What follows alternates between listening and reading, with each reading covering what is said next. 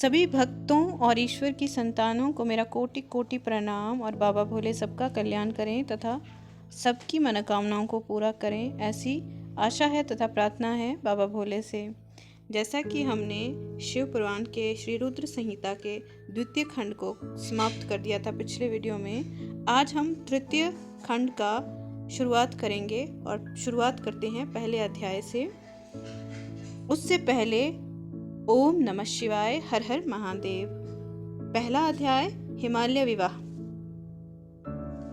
नारद जी ने पूछा, हे पितामह, अपने पिता दक्ष के यज्ञ में अपने शरीर का त्याग करने के बाद जगदम्बा सती देवी कैसे हिमालय की पुत्री के रूप में जन्मी? उन्होंने किस प्रकार महादेव जी को पुनः प्रति रूप में प्राप्त किया?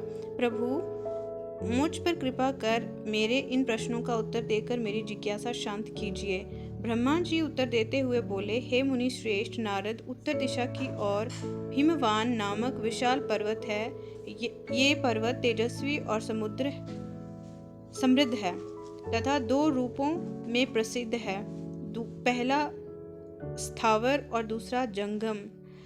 उस पर्वत पर रत्नों की खान है। इस पर्वत के पूर्वी और पश्चिमी भाग समुद्र से लगे हुए हैं। हिमवान पर्वत पर अनेक प्रकार के जीव जंतु निर्भय होकर निवास करते हैं। हिम के विशाल भंडार पर्वत की शोभा बढ़ाते हैं। अनेक देवता, ऋषि, मुनि और सिद्ध पुरुष उस पर्वत पर निवास करते हैं। हिमवान पर्वत पवित्र और पावन है। अनेक ज्ञानियों और साधुओं संतों की तपस्या इस स्थान पर सफल हुई है। भगवान शिव को ये पर्वत अत्यंत प्रिय है, क्योंकि इस पर प्रकृति का हर रंग देखने को मिलता है। एक बार की बात है, गिरिवर हिमवान ने अपने कुल की परंपरा को आगे बढ़ाने तथा धर्म की वृद्धि कर अपने पितरों को संतुष्ट करने के लिए विवाह करने के विषय में सोचा। जब हिमवान ने विवाह करने का पूरा मन बना लिया, तब वे देवताओं के पास गए और उन देवताओं से बड़े संकोच के साथ अपने विवाह करने की इच्छा बताई। तब देवता प्रसन्न होकर अपने पितरों के पास गए और प्रणाम कर एक और खड़े हो गए। तब पितरों ने देवताओं के आने का कारण पूछा। इस पर देवताओं ने कहा, हे पितरों, आपकी सबसे बड़ी पुत्री मैना मंगल स्वरूपिणी है। आप मैना का विवाह गिरिराज हिमवान से कर दें। इस विवाह से सभी को लाभ होगा, सबका मंगल होगा तथा साथ ही हमारे कुल में जन्मी इन कन्याओं में से कम एक तो शाप मुक्त हो जाएगी। तब पितरों ने थोड़ा विचार करने के बाद इस विवाह की स्वीकृति प्रदान कर दी। पितरों ने प्रसन्नता पूर्वक बहुत बड़ा उत्सव रचाया और अपनी पुत्री मैना के साथ हिमवान का विवाह कर दिया। विवाह उत्सव में श्री हरि विष्णु सहित सभी देवी देवता सम्मिलित हुए थे। विवाह उपरांत सभी देवता प्रसन्नता पूर्वक अपने अपने लोक को चले गए। हिमवान भी मैना के साथ अपने लोक को प्रस्थान कर गए। दूसरा अध्याय, पूर्व कथा। नारद जी बोले, हे पितामह, अब आप मैना की उत्पत्ति के बारे में बताएं, साथ ही कन्याओं को दिए शाप के बारे में मुझे बताकर मेरी शंका का समाधान कीजिए। नारद जी के ये प्रश्न सुनकर ब्रह्मा जी मुस्कुराए और बोले, हे नारद, मेरे पुत्र दक्ष की 60,000 पुत्रियां हुई, जिनका विवाह कश्यप आदि महर्षियों से हुआ। उनमें स्वधा नाम वाली कन्या का विवाह पितरों के साथ हुआ था। उनकी 3 पुत्रियां हुई। वे बड़े सौभाग्यशाली और साक्षात धर्म की मूर्ति थीं। उनमें पहली कन्या का नाम मैना, दूसरी का धन्या और तीसरी का कलावती था। ये तीनों कन्याएं पितरों की मानस पुत्रियां थीं, अर्थात उनके मन से प्रकट हुई थी। इन तीनों का जन्म माता की कोख से नहीं हुआ था। वे संपूर्ण जगत की वंदनीय हैं। इनके नामों का स्मरण और कीर्तन करके मनुष्य को सभी मनोवांछित फलों की प्राप्ति होती है। ये तीनों सारे जगत में मनुष्य एवं देवताओं से प्रेरित होती हैं। इनको लोक माताएं नाम से भी जाना जाता है। मुनीश्वर, एक बार मैना, धन्या और कलावती तीनों बहनें श्वेत द्वीप में विष्णु जी के दर्शन करने के लिए गई। वहां बहुत से लोग एकत्रित हो गए थे। उस स्थान पर मेरे पुत्र सनकादिक भी आए हुए थे। सबने विष्णु जी की बहुत स्तुति की। सभी सनकादिक को देखकर उनके स्वागत के लिए खड़े हो गए, परंतु ये तीनों बहनें उनके स्वागत के लिए खड़ी नहीं हुई। उन्हें शिव जी की माया ने मोहित कर दिया था। तब इन बहनों के इस बुरे व्यवहार से वे क्रोधित हो गए और उन्होंने इन्हें बहनों को शाप दे दिया।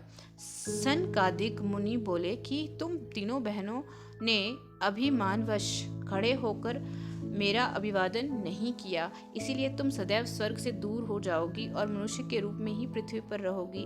तुम तीनों मनुष्यों की ही स्त्रियां बनोगी। तीनों साध्वी बहनों ने चकित होकर ऋषि का वचन सुना। तब अपनी भूल स्वीकार करके वे तीनों सिर झुकाकर सनकादिक मुनि के चरणों में गिर पड़ी और उनकी अनेकों प्रकार से स्तुति करने लगी। उन्होंने अनेकों प्रकार से क्षमा याचना की।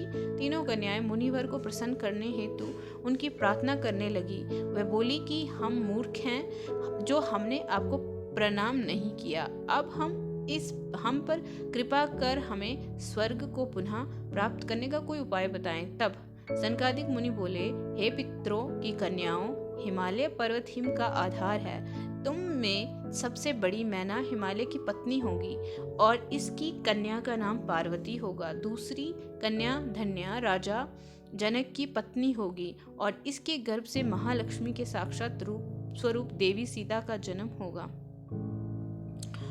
इसी प्रकार तीसरी पुत्री कलावती राजा वृषभानु को पति रूप में प्राप्त करेगी और राधा की माता होने का गौरव प्राप्त करेगी। तत्पश्चात मैना व हिमालय अपनी पुत्री पार्वती के वरदान से कैलाश पद को प्राप्त करेंगे। धन्या और उनके पति राजा सिरध्वज जनक देवी सीता के पुण्य स्वरूप के कारण वैकुंठ धाम को प्राप्त करेंगे।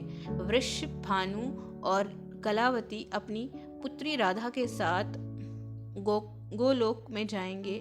पुण्य कर्म करने वालों को निश्चय ही सुख की प्राप्ति होती है, इसलिए सदैव सत्य मार्ग पर आगे बढ़ना चाहिए। तुम पितरों की कन्या होने के कारण स्वर्ग भोगने के योग्य हो, परंतु मेरा शाप भी अवश्य फलीभूत होगा।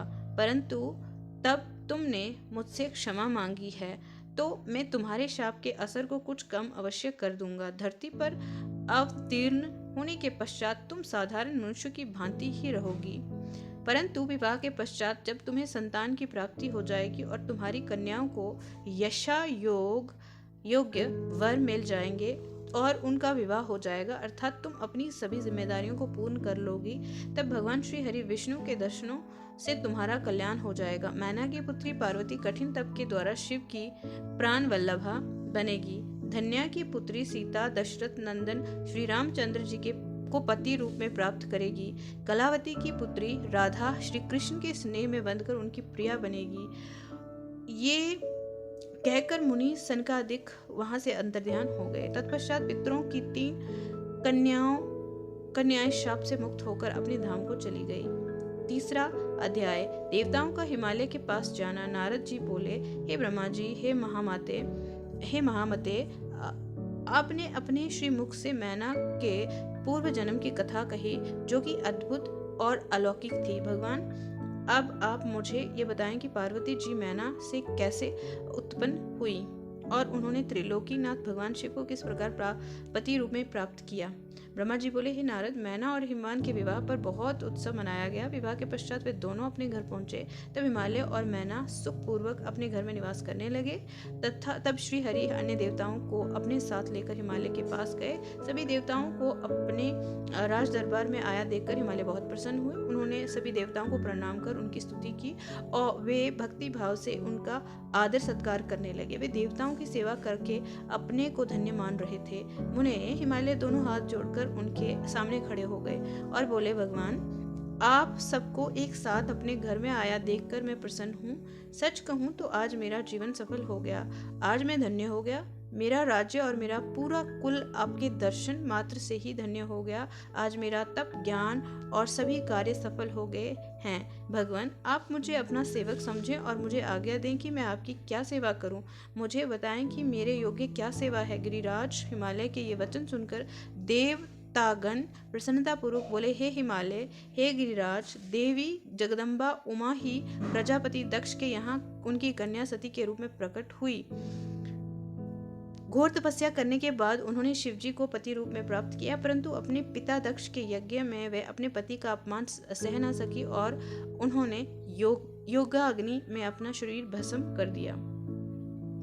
ये सारी कथा तो आप भी जानते ही हैं। अब देवी जगदम्बा पुनः धरती पर अवतरित होकर शिवजी की अर्धांगिनी बनना चाहती हैं। हे हिमालय, अब सभी ये चाहते हैं, हम सभी ये चाहते हैं कि देवी सती पुनः आपके घर में अवतरित हों। विष्णु जी की ये बात सुनकर हिमालय बहुत प्रसन्न हुआ और आदर पूर्वक बोले, भगवान, ये मेरे लिए सौभाग्य की बात है कि देवी मेरे घर आंगन में को पवित्र करने के लिए मेरी पुत्री के रूप में प्रकट होंगी। तब हिमालय अपनी पत्नी के साथ और देवताओं के को लेकर देवी जगदम्बा की शरण में गए। उन्होंने देवी का स्मरण किया और श्रद्धा पूर्वक उनकी स्तुति करने लगे। देवता बोले, हे जगदम्बे, हे उमे, हे शिवलोक में निवास करने वाली देवी, हे दुर्गे, हे महेश्वरी, हम सब आपको भक्ति पूर्वक नमस्कार करते हैं। आप परम कल्याणकारी हैं, आप पावन और शांति स्वरूप आदि शक्ति हैं, आप ही परम ज्ञानमयी शिव प्रिया जगदम्बा हैं, आप ही संसार में हर जगह व्यापक हैं। सूर्य की तेजस्वी किरण आप ही हैं, आप ही अपने तेज से इस संसार को प्रकाशित करती हैं, आप ही जगत का पालन करती हैं, आप ही गायत्री, सावित्री और सरस्वती हैं। आप धर्म स्वरूपा और वेदों की ज्ञाता हैं, आप ही प्यास और आप ही तृप्ति हैं। आपकी पुण्य भक्ति भक्तों को निर्मल आनंद प्रदान करती है। आप ही पुण्य आत्माओं के घर में लक्ष्मी के रूप में और पापियों के घर में दरिद्रता और निर्धनता बनकर निवास करती हैं। आपके दर्शनों से शांति प्राप्त होती है। आप ही प्राणियों का पोषण करती हैं। आप पंचभूतों के सार तत्व स्वरूपा हैं। आप ही नीति हैं, आप ही सामवेद की गीति हैं, आप ही ऋग्वेद और अथर्ववेद की गति हैं। आप ही मनुष्यों के नाक, कान, आंख, मुंह और हृदय में विराजमान होकर उनके घर में सुखों का विस्तार करती हैं। हे देवी जगदम्बा, इस संपूर्ण जगत के कल्याण एवं पालन के लिए हमारी पूजा स्वीकार करके आप हम पर प्रसन्न हो। इस प्रकार जगत जननी सती साध्वी देवी जगदम्बा उमा की अनेकों बार स्तुति करके सभी देवता उनके साक्षात दर्शन के लिए अब दोनों हाथ जोड़कर खड़े हो गए। चौथा अध्याय, देवी जगदम्बा के दिव्य स्वरूप का दर्शन। ब्रह्मा जी बोले, हे नारद, देवताओं के द्वारा की गई स्तुति से प्रसन्न होकर दुखों का नाश करने वाली जगदम्बा देवी दुर्गा उनके सामने प्रकट हो गई। वे अपने दिव्य रत्न जड़ित रथ पर बैठी हुई थी। उनका मुख करोड़ों सूर्य के तेज के समान चमक रहा था।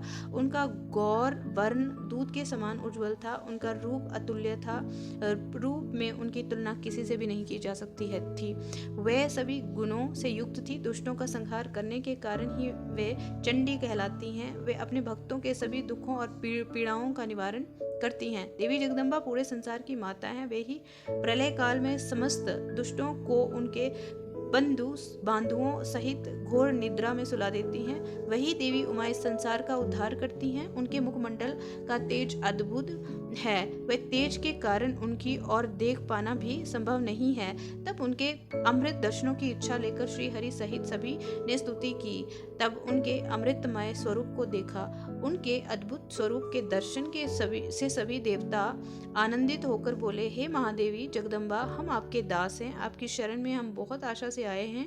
कृपा करके हमारे आने के उद्देश्य को समझकर हमारे मनोरथ को पूर्ण कीजिए। हे देवी, पहले आप प्रजापति दक्ष की कन्या के रूप में प्रकट होकर रुद्रदेव की पत्नी बनी और ब्रह्मा जी व अन्य देवताओं के दुखों को दूर किया।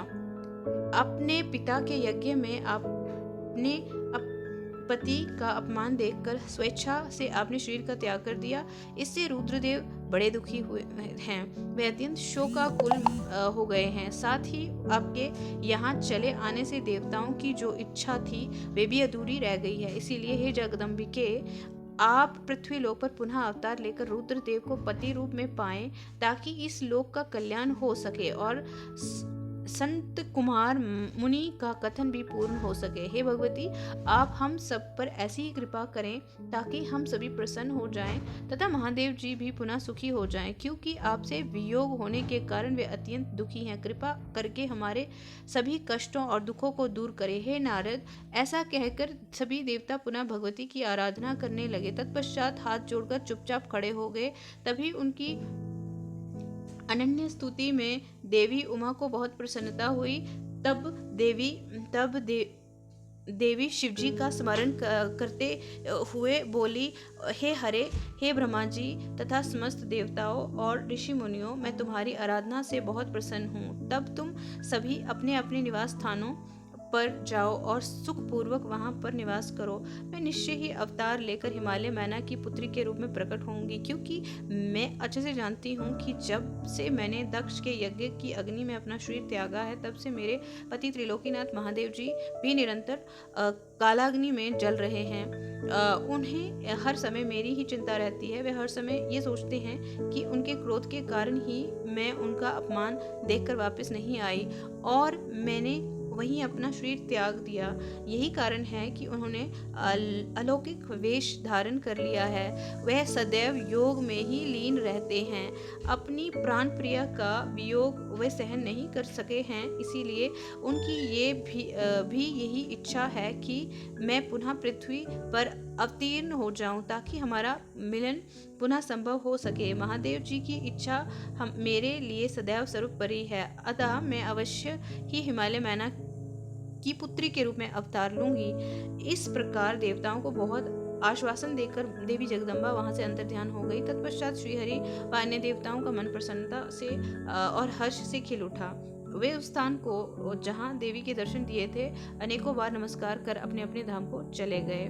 5वां अध्याय, मैना हिमालय का तप व वरदान प्राप्ति। नारद जी ने पूछा, हे विधाता, देवी के अंतर्ध्यान होने के बाद जब सभी देवता अपने अपने धाम को चले गए, तब आगे क्या हुआ? हे भगवान, कृपा करके मुझे आगे की कथा भी सुनाएं। ब्रह्मा जी बोले, हे मुनिश्रेष्ठ नारद, जब देवी जगदम्बा वहां सभी देवताओं और हिमालय को आश्वासन देकर अपने लोक को चली गई, तब श्री हरि विष्णु ने मैना और हिमालय को देवी जगदम्बा को प्रसन्न करने के लिए उनकी स्तुति करने के लिए कहा।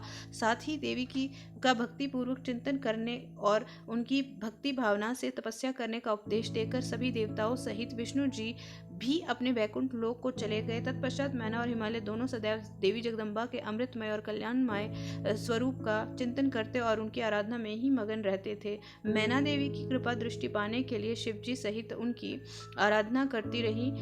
वे ब्राह्मणों को दान देती और उन्हें भोज कराती थी। मन में देवी दुर्गा को पुत्र रूप में पाने की इच्छा लिए हिमालय और मैना के चैत्र मास से आरंभ कर 27 वर्षों तक देवी की पूजा अर्चना नियमित रूप से की।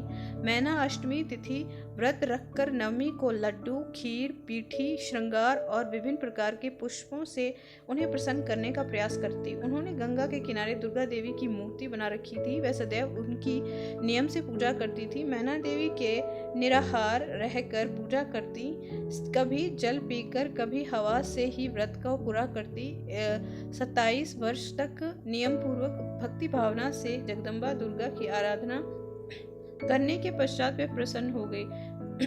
तब देवी जगदम्बा ने मैना और हिमालय को अपने साक्षात दर्शन दिए। देवी जगदम्बा बोली, हे गिरिराज हिमालय और महारानी मैना, मैं तुम दोनों की तपस्या से बहुत प्रसन्न हूँ, इसीलिए जो तुम्हारी इच्छा है वे वरदान मांग सकते हो। हे हिमालय प्रिय मैना, तुम्हारी तपस्या और व्रत से मुझे बड़ी प्रसन्नता हुई है, इसलिए मैं तुम्हें मनोवांछित फल प्रदान करूंगी। सो जो इच्छा हो कहो। तब मैना देवी दुर्गा को भक्ति भावना से प्रणाम करके बोली, देवी जगदम्बिके, आपके प्रत्यक्ष दर्शन करके मैं धन्य हो गई। हे देवी, मैं आपके स्वरूप को प्रणाम करती हूँ। हे माते, हम पर प्रसन्न होइए। मैना के वचनों को सुनकर देवी दुर्गा को बहुत संतोष हुआ और उन्होंने मैना को गले से लगा लिया। देवी के गले लगते ही मैना को ज्ञान की प्राप्ति हो गई। तब वे देवी जगदम्बा से कहने लगी, इस जगत को धारण करने वाली, लोगों का पालन करने वाली तथा मनवांछित फलों को देने वाली देवी, मैं आपको प्रणाम करती हूँ। आप ही इस जगत में आनंद का संचार करती हैं, आप ही माया हैं, आप ही योग निद्रा हैं, आप अपने भक्तों के शोक और दुखों को दूर करती हैं, आप ही अपने भक्तों को अज्ञानता के अंधेरों से निकालकर उन्हें ज्ञान रूपी तेज प्रदान करती हैं। भला मैं तुच्छ स्त्री कैसे आपकी महिमा का वर्णन कर सकती हूँ। आप आकार रहित और अदृश्य हैं, आप शाश्वत शक्ति हैं, आप परम योगिनी हैं, आप इच्छानुसार नारी रूप में धरती पर अवतार लेती हैं, आप ही पृथ्वी लोक पर चारों ओर फैली प्रकृति हैं, ब्रह्मा के स्वरूप को अपने वश में करने वाली विद्या आप ही हैं। हे जगदम्बा माता, आप मुझ पर प्रसन्न होइए। आप ही यज्ञ में अग्नि के रूप में प्रज्वलित होती हैं।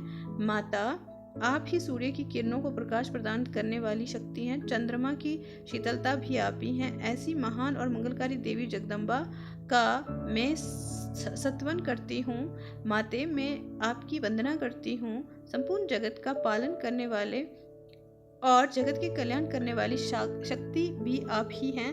आप ही श्री हरि की माया हैं। आप ही दुर्गा माँ, आप ही इच्छा अनुसार रूप धारण करके इस संसार की रचना, पालन और संहार करती हैं। हे देवी, आपको नमस्कार करती हूँ। कृपा करके हम पर प्रसन्न होइए। ब्रह्मा जी बोले, हे नारद, मैना द्वारा भक्ति भाव से की गई स्तुति को सुनकर देवी बोली कि मैना, तुम अपना मनोवांछित वर मांग लो।